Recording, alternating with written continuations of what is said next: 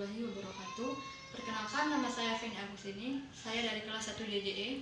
Di sini saya akan mempresentasikan tentang Google Earth dan Google Map yang dibimbing oleh Ibu Sri Reski Artini, Sarjana Teknik Magister of Engineering. Selanjutnya yaitu latar belakang. Dengan perkembangan teknologi mengakibatkan informasi sangat mudah didapatkan, yaitu dengan menggunakan media mobile phone atau handphone dan juga PC komputer. Google Map dan Google Earth merupakan aplikasi dari Google yang berbasis Geographic Information System yang digunakan untuk mengetahui lokasi yang ada di bumi. Dengan menggunakan Google Map dan Google Earth ini, kita dapat mengetahui informasi lokasi dengan cara yang sangat mudah, yaitu dengan memasukkan keyword pada menu pencarian. Selanjutnya yaitu tujuan. Tujuan dari pembuatan makalah Google Map dan Google Earth ini yaitu agar pembaca dapat mengerti apa itu Google Earth dan Google Map, kemudian beserta fungsinya. Selanjutnya yang kedua yaitu pengertian dari Google Earth. Google Earth merupakan aplikasi yang dibuat oleh perusahaan Keyhole pada tahun 2004. Sebelumnya, aplikasi ini bernama Earth Viewers dan berganti nama pada tahun 2005 menjadi Google Earth. Saat ini Google Earth merupakan salah satu perekam satelit dengan resolusi tinggi hingga 15x15 meter. Selanjutnya yaitu sajian koordinat pada Google Earth di menu view.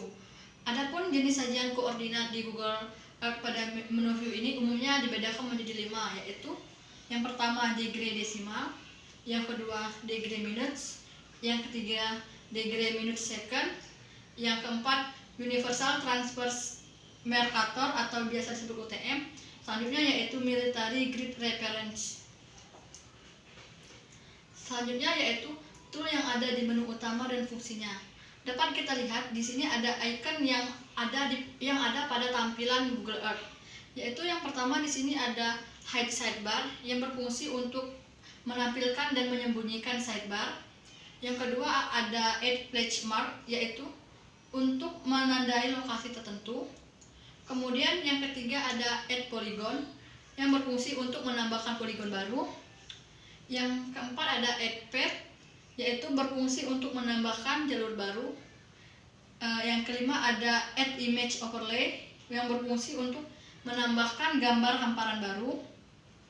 Yang keenam ada record a tour yaitu berfungsi untuk merekam kegiatan touring yang Anda lakukan. Yang ketujuh ada show historical imagery yaitu berfungsi untuk menampilkan tanggal pada peta yang ada pada masa lalu.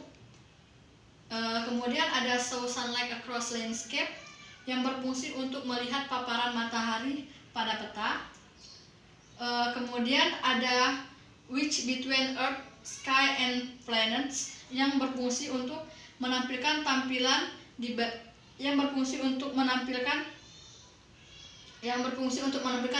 bumi, langit, serta planet lainnya. Kemudian ada show rules yang berfungsi untuk menampilkan fungsi penggaris saat mengukur jarak. Kemudian ada email. Email ini dapat digunakan untuk software email client dan Anda dalam mengirim email. Kemudian ada print yang berfungsi untuk mencetak hal-hal detail lainnya. Kemudian Google Maps yang berfungsi untuk menampilkan gambar yang sedang dibuka pada Google Maps. Selanjutnya yaitu di sini merupakan tampilan yang ada pada Google Earth, yaitu ada panel search yang digunakan untuk melakukan pencarian tempat dan directory serta manajemen pencarian. Kemudian yaitu ada panel page yang digunakan untuk menandai lokasi-lokasi tertentu yang menarik untuk Anda ketahui dan menjelaskan lokasi tersebut. Kemudian yaitu ada panel layers yang digunakan untuk mengaktifkan atau menonaktifkan layers tampilan di 3D viewers. Kemudian untuk mengaktifkan Anda tinggal memberi tanda cek, begitupun sebaliknya untuk menonaktifkan Anda cukup hilangkan tanda cek tersebut. Selanjutnya yaitu pengertian dari Google Map. Google Map merupakan layanan pemetaan web yang dikembangkan oleh Google. Layanan ini memberikan citra satelit peta jalan panorama 360 derajat, kondisi lalu lintas, dan perencanaan rute untuk berpergian dengan berjalan kaki, bersepeda, atau menggunakan angkutan umum. Google Maps untuk seluler dirilis pada tahun 2006.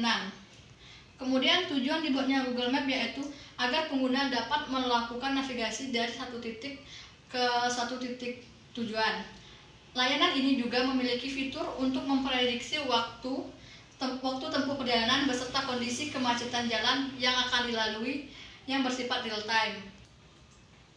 Kemudian yaitu jenis koordinat pada Google Maps, yaitu koordinat adalah suatu titik yang didapatkan dari hasil perpotongan garis lintang dengan garis bujur, sehingga akan menunjukkan lokasi pada suatu daerah.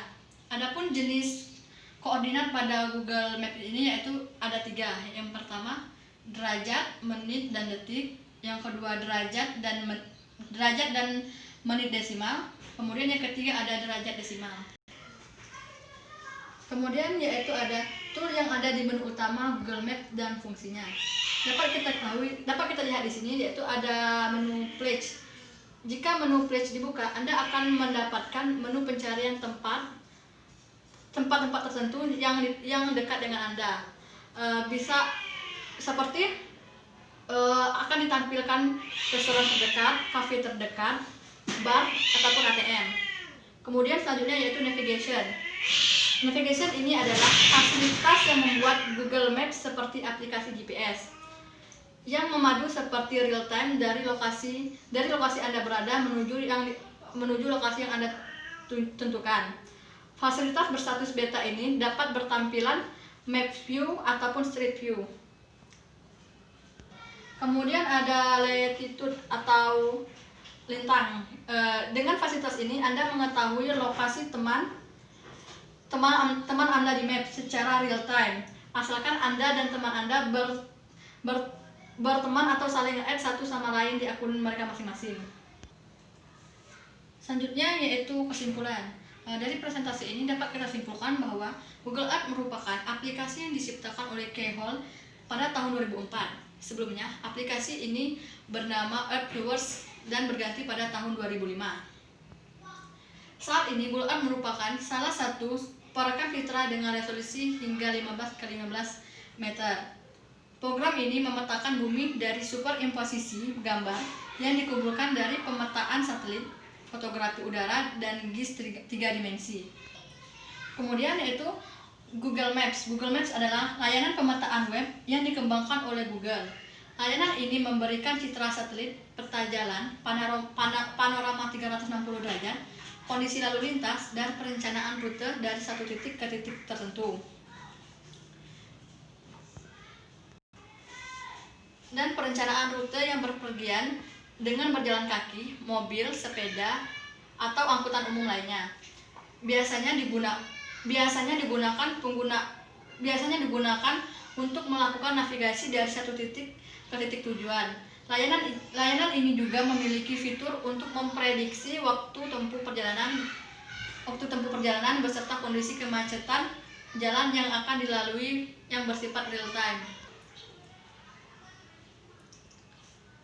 Baiklah, mungkin hanya ini yang dapat saya sampaikan. Mohon maaf apabila terdapat kesalahan.